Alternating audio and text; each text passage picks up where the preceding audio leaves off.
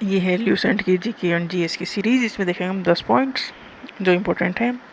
Rigveda, history का question है ऋग्वेद। जैसे कि ऋग्वेद, सामवेद, यजुर्वेद एंड अथर्ववेद, ये 4 वेद हैं।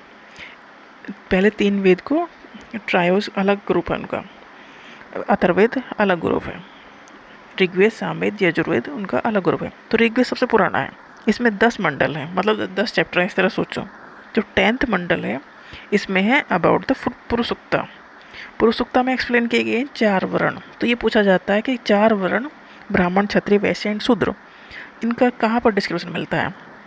तो ये ऋग्वेद के 10th मंडल के पुरुषुक्ता में मिलते हैं।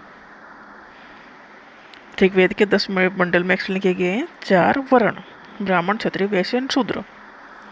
बिपिन चंद्र पॉल, पहले ये था कि जो भी बड़ी शख्सियत थी वो वे न्यूज़पेपर निकालती थी अवेयरनेस के लिए, लोगों को बताने के लिए कि क्या चल रहा है इंडिया में, आज़ादी में क्या कर सकते हैं, इस तरह से।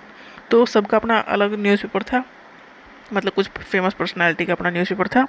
उनमें से था बिपिन चंद्र पॉल का न्यूज़पेपर वीकली, एक वीक में एक बार आता था, उसका नाम था न्यू इंडिया।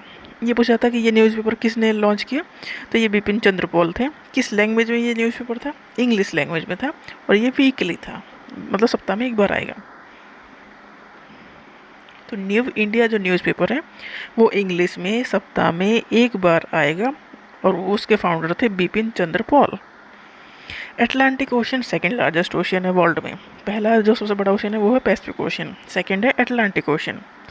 इंडियन ओशन एक ओशन ऐसा है जिसका नाम किसी कंट्री पर रखा गया है, कंट्री के नाम पर रखा गया है, मतलब इंडिया के नाम पर इंडियन ओशन है।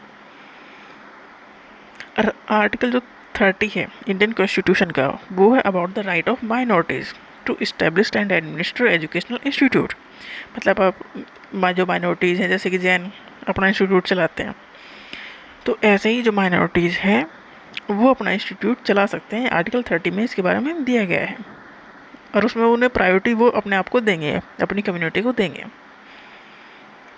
आर्टिकल 40 है अबाउट द विलेज पंचायत। ये बहुत मोस्ट इम्पोर्टेंट अच्छा आर्टिकल है कि विलेज पंचायत के बारे में किस आर्टिकल में है। कॉन्स्टिट्यूशन के आर्टिकल 40 में है अबाउट द विलेज पंचायत। गरीबी हटाओ का नारा कब दिया गया था, तो ये जो पहले 5 साल के प्लान चलते थे, 5 ईयर प्लान, तो जो 4th 5 ईयर प्लान जो जिसका टाइम था 1969 से 1974 तक, उसमें ये चला था गरीबी हटाओ आंदोलन। तो गरीबी हटाओ जो टर्म था या ये इसका ऑब्जेक्टिव बनाया गया था 5 ईयर प्लान का।